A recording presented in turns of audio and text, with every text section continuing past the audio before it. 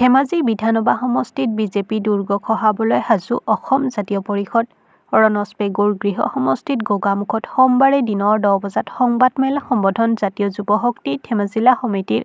এইবাৰ ধেমাজি বিধানসভা সমষ্টিত অসম জাতীয় পৰিষদৰ পৰা নিজাববীয়াকৈ প্ৰাৰ্থিত্ব আগবঢ়াব দলটোৱে। মিচিং ভোটাৰৰ মাজত সক্ৰিয়ভাৱে থকা নৰেন কুমাৰ পাউৰ নাম ঘোষণা। ধেমাজি বিধানসভা সমষ্টিত অসম জাতীয় পৰিষদৰ প্ৰাৰ্থী হ'ব নৰেন কুমাৰ পাউ। এই ঘোষণা অসম জাতীয় পৰিষদৰ ভাতৃ সংগঠন জাতীয় যুৱ শক্তিৰ। কংগ্ৰেছৰ সৈতে জোটবন্ধন কৰি প্ৰাৰ্থিত্ব আগবঢ়াব অজাপই।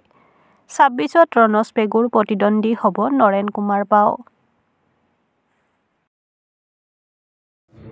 আমি অসম জাতীয় পৰিষদে ধেমাজি সমষ্টিত সাংগঠনিক দিশত দুমুখাৰ দৰে কাম কৰি আছোঁ। আমাৰ ধেমাজি সমষ্টিত ধেমাজি নগৰ আঞ্চলিকক লগত লৈ আমাৰ 23খন আঞ্চলিক আছে। তাৰে আমি 23খন আঞ্চলিক বডি আমি 31জনীয়াকৈ গঠন কৰা কমপ্লিট হৈছে। আৰু আমাৰ টোটেল ধেমাজি সমষ্টিত আমাৰ 203টা ভোট চেণ্টাৰ আছে। 203টা ভোট চেণ্টাৰ আমি ভোট সমিতি গঠন কৰি আমাৰ শেষ হৈছে। আমি প্ৰত্যেকটো আৰু ভোট সমিতিৰ সভাপতি সম্পাদকক আমি অসম জাতীয় পৰিষদ ধেমাজি জিলা সমিতিৰ তৰফৰ পৰা এপইণ্টমেণ্ট দিয়া হৈছে। আৰু লগতে আমাৰ ধেমাজি জিলাৰ অন্তৰ্গত ধেমাজি সমষ্টিত আমি ধেমাজি মহিলা শক্তি বনাইছোঁ, সমিতি আছে। ধেমাজি যুৱ শক্তি সমিতি আছে। আৰু ধেমাজি আমাৰ ৰাজনৈতিক পৰিক্ৰমা সমিতি আছে।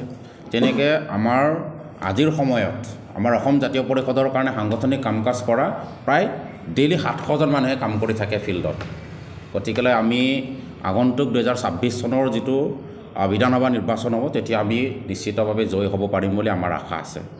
আৰু সেই মৰ্মে আমি বিভিন্ন সময়ত বিভিন্ন ধৰণে আমাৰ সাংগঠনিক দিশত প্ৰচাৰ কৰি আছোঁ। আৰু সেইমতে বিভিন্ন গাঁৱে ভূঞে থকা আমাৰ মানুহসকলে আমাৰ যিসকল উদ্যমান যুৱক আছে এইসকলে আমাৰ লগত সহযোগিতা সম্পূৰ্ণভাৱে দিছে। আৰু সাংগঠনিকভাৱে এতিয়া ক'বলৈ গ'লে ধেমাজি সমষ্টিত টোটেল আপোনাৰ 1,95,000 কিবা এটা ভোটাৰ্ছ আছে ছামথিং। তাৰে এতিয়া আমাৰ 55% মিচিং ভোটাৰ্ছটো আছে। এই 55% মিচিং ভোটাৰ্ছ ভাঙিব পৰা আমাৰ এজন কেণ্ডিডেট আছে। এইজনে আমাৰ অসম জাতীয় পৰিষদৰ বৰ্তমান সময়ৰ ধেমাজি জিলাৰ সভাপতি নৰেন্দ্ৰ কুমাৰ পাউ। আমি তেখেতকে লৈ আমি ধেমাজি সমষ্টিত আমাৰ অসম জাতীয় পৰিষদৰ কাৰণে সাংগঠনিক কাম কাজ কৰি আছোঁ। আৰু তেখেতক আমি আশা কৰোঁ, আমাৰ বিশ্বাস আছে তেখেতক যদি লৈ আমি যাওঁ ধেমাজিত আমি নিশ্চয় সফলভাৱে জিকি আহিব পাৰিম। আৰু বৰ্তমান আপোনালোকে নিশ্চয় গম পায়েই যে মহাগঠবন্ধন চলি আছে। কংগ্ৰেছ, জাতীয় পৰিষদ, ৰাইজৰ দল, CPI-ML তেনেকুৱা ধৰণে আজি 18টা নে 15টা ৰাজনৈতিক দলে একত্ৰিত হৈ মহাগঠবন্ধন চলি আছে।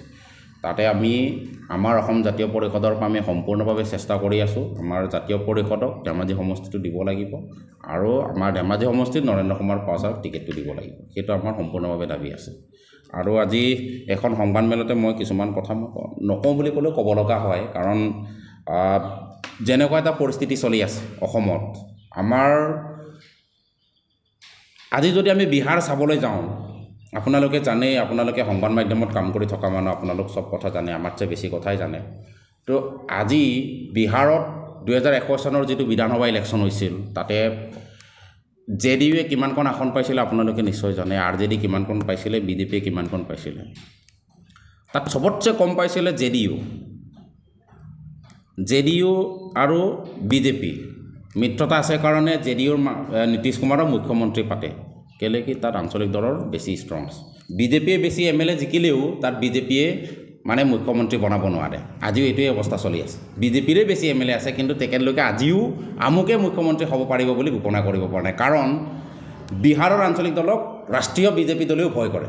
গতিকেলৈ মই আশা কৰিছোঁ যে আমাৰ আহিব লগা বিধানসভা নিৰ্বাচনত 2026 চনৰ বিধানসভা নিৰ্বাচনত আমাৰ অসমৰ অসমীয়াসকলেও, খিলঞ্জীয়া অসমীয়া মানুহসকলেও আমাৰ অসমীয়া আঞ্চলিক ৰাজনৈতিক দলটো যিটো ৰাইজৰ দলেই হওক বা জাতীয় পৰিষদ বা আমাৰ ৰাষ্ট্ৰীয় দল কংগ্ৰেছৰ লগত যোনটো এলায়েন্স হৈ মেলি কংগ্ৰেছে যদি 80খন খেলে, কথাটো কৈছোঁ, যদি কংগ্ৰেছে 80খন খেলে, আমাৰ আঞ্চলিক দলে যদি 40খনো খেলে, 126খনৰ ভিতৰত বাকী যদি আমাৰ ৰাইজৰ দলৰ জাতীয় পৰিষদ যদি মিলি খেলে, তেতিয়াহ'লে আমি প্ৰত্যেকটো আমাৰ জাতীয় পৰিষদৰ ৰাইজৰ দলে য'ত খেলিব প্ৰত্যেকতে আমি সততাৰে ভোট দি জিকাই আনিব লাগে বুলি মই ভাবোঁ, আশা কৰোঁ। কাৰণ আঞ্চলিক দলৰ প্ৰয়োজনীয়তা আছে অসমত।